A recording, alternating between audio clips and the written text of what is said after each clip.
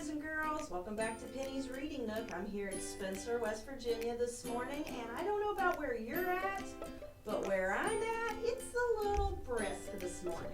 But I have to say, I believe it was colder yesterday morning than it was this morning. But still, it's January, and I'm already done with cold weather. Bye-bye, cold. Let's get some. I don't want hot weather. Don't want that. I want nice in the middle weather. The sun is shining. The birds are singing. That'll be the day, huh? But, enough with that. Let's get started with the fun stuff, okay? Today I have a book for you that's called Bear Snores On. And that was kind of like me this morning. I did not want to get out of bed. And I might have done a little snoring last night too. That's a good possibility of that. So let's find out about Bear and why is Bear snoring on, okay? This book was written by Karma Wilson and it was illustrated by Jane Chapman. Let's find out about Bear. Ooh, my book's sliding a little bit, boys and girls. In a cave in the woods, in his deep, dark lair, through the long, cold winter, sleeps a great brown bear. Cuddled in a heap, with his eyes shut tight, he sleeps through the day, he sleeps through the night. The cold wind howls, and the night sounds growl, but the bear snores on. Lucky bear. An itty-bitty mouse, pitter-pat, tiptoe, crawls in the cave from the fluff, cold snow. Mouse squeaks, too damp, too dank, too dark. So he lights wee twigs with a small, hot spark. The coals pip-pop and the wind doesn't stop, but the bear snores on. I believe that's me. Two glowing eyes sneak peek in the den. Mouse cries, "Who's there?" And a hare hops in. "Ho, Mouse," says Hare, "long time no see." So they pop white corn and they brew black tea. That sounds like an interesting snack, doesn't it? Mouse sips with slurps. Hare burps, big burps. But the bear snores on. Oh, bear's a heavy sleeper. A badger scuttles by, sniffs, snuffs at the air. "I smell yummy yums. Perhaps we can share." "I've brought honey nuts," Badger says with a grin. "Let's divvy them up, cozy down, and dig in." I think they have the starts of what looks like maybe a party, huh? Looks like fun. And they nibble and they munch with a chew, chomp, crunch, but the bear snores on. A gopher and a mole tunnel up through the floor. Then a wren and a raven flutter in through the door. Mole mutters, "Whew, what a night!"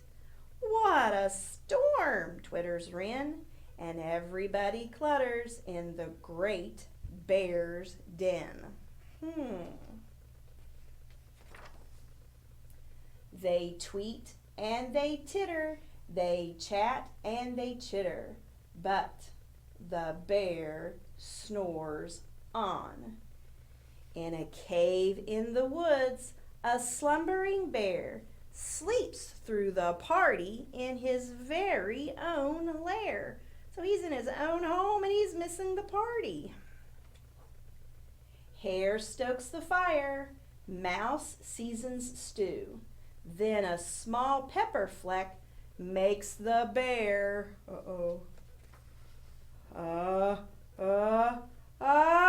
chew. and he sneezes, and the whole crowd freezes. Yikes! Don't move, don't breathe, don't make a sound. And the bear wakes up. Uh-oh. Bear gnarls, and he snarls. Bear roars, and he rumbles. Bear jumps, and he stomps. Bear growls, and he grumbles. You've snuck in my lair, and you've all had fun. But me, I was sleeping, and I had none. And he whimpers, and he moans. He wails, and he groans. And the bear blubbers on. Poor me. Oh, no. Mouse squeaks. Don't fret. Don't fuss. Look, see, we can pop more corn and we can brew more tea. Bear gulps. Bear gobbles. He sighs with delight. Then he spins tall tales through the blustery night. When the sun peeks up on a crisp, clear dawn, Bear can't sleep. But his friends snore on. Look at all of his friends. They're all cuddled up with Bear, sound asleep. Poor Bear, look at him. I need a nap so bad. But the party was lots of fun. The end. And that was Bear Snores On. That was a pretty cute book. I liked that book. Well, for our project to go along with Bear Snores On, we're going to need a few things. Not a lot, but a few things. The first thing we're going to need some paper bowls. Now, you don't want to get the styrofoam ones because, well, they're not good for the planet. And two, the brown paint that we're going to use does not stick very well to the styrofoam bowls. So if you can get some paper bowls from the store, you're going to need 2 bowls. And then we're going to need some cotton balls and brown paint. Okay? So what we're going to do, and we'll put them over here where you can see them a little better. You're going to take your paper bowls. Like I said, just got them at the grocery store. I painted them all brown first. That was the first thing I did. I painted them brown. Then after I painted them brown, do you have an idea what it's gonna, do you think, what is it? What do you think? Come on, guess. You're right, it's the bear's cave. So after I've got it all painted brown and it dries, you're going to cut a hole out of the bowl to make the opening for Bear's cave, okay? You see that? And then after that, you're gonna get out your glue and some cotton, and you're just gonna kind of pull your cotton apart, make it light and fluffy, and you're going to glue it all the way around the edge of your bowl to make it look like snow, okay? So there we have 2 bear caves, okay, for Bear Snores On. Now the next part of this activity is you have to have some little teddy bear crackers. Everybody knows about the teddy bear crackers. So you need to get some of those. See if your mom has, you might already have them at your house. If not, see if they can get them at the store the next time they go, okay? And then we need a dice, or the die, when you have just one. And we're going to, do you remember that fancy word I talk about all the time? We're learning to sabotage. We're learning to be able to know just by looking at that, I know that's 4. I don't have to count them, I just know that's 4. But if you need to count them, that's okay. We're going to practice, and we will get there, okay? So, and then we have to do one more thing. We're going to take 2 pieces of paper. I took 1 piece of paper and I tore it in half. And we're going to make this math thing. It's called a 10 frame, okay? And what it is it is a rectangle with 2 rows. And in each row, we have 5 boxes, okay? Now, here's going to be the good thing. Let's see if I can make them all the same size. 1, 2, 3, 4, 5. Not too bad. Now I got to do it again. Okay, let me do this. We'll kind of do a little shortcut. I'll trace over the one I already made. How about that? Kind of a little shortcut or a little cheat right there. Now what this 10 frame will do is it helps us group things by 10, and by a quick glance you can see how many you have. Okay? Oh, there went the lid to my marker. Oh well. All right, so now let's put them out of the way because we don't need those yet. And let's bring our caves back up. Now this is when you want a person to play with you. And if there's no one available to play this math game with you, that's okay. You can play it by yourself. What we're going to do is we're going to be doing some counting and comparing, okay? So you're going to roll your die, give it a good roll, roll, roll, shake, shake, shake.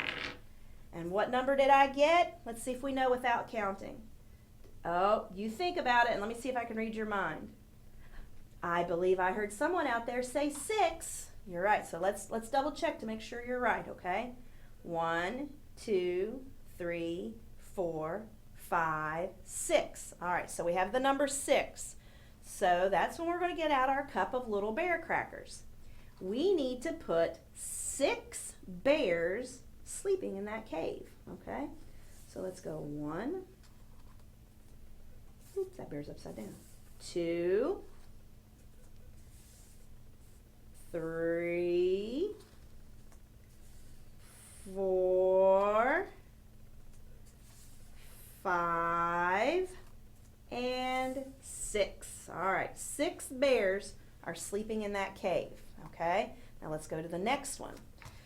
Shake, rattle, and roll. Shake, rattle, and roll. Shake, shake, shake, shake. And what do we get? Oh, you're right. I heard someone shout out the number 5. You guys are getting this. You're so smart. So for this cave, we need 5 bears, okay? If I can get them out of my little cup. 1, 2, 3, 4, 5.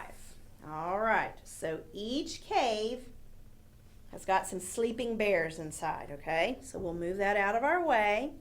Now we've counted them. Now we're going to count them again, but we're going to sort them and put them inside of our 10 frame. So let's maybe knock on the door a little bit because we don't want grumpy bears, right? We want them to be a little groggy and awake, but we don't want them to be grumpy and grouchy, do we? Hello, bears. Time to wake up. It's springtime. Get out of there. Let's see how many bears we have. All right, now let's group them. We're going to sort them into our 10 frame. 1, 2,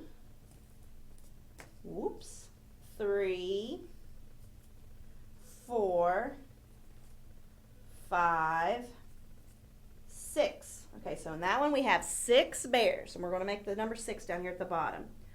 Roll a hoop and make a loop, and we get the number 6. Okay, let's go to the next cave. Hello, little bears. Are you awake in there? It's springtime. Oh, looks like they're starting to wake up. So then we move our cave back, and let's see how many bears we have in that cave. 1, 2, 3, 4, 5. We have 5 bears in that cave. So let's make a number 5 down here at the bottom. Short stick, belly fat, number 5 needs a hat. Kind of do those little rhymes. It makes it easier to remember how to make your numbers, okay?